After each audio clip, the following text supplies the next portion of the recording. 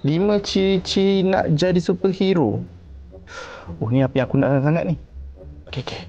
Yang pertama, handsome. Aku dah memang handsome. Hehehe. Yang kedua, bergaya. Bergaya? Okey. Ada gaya. Yang ketiga, bijak. 1 tambah 1, 2. Bijak lah tu. Yang keempat, kelakar.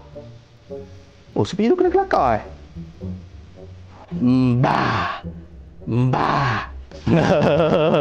Kelakar. Yang terakhir, badan kena sadar.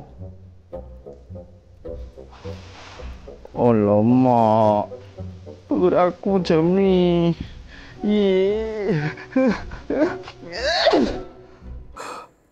Keadilan. Aku datang. Salah. Demi keadilan. Aku datang.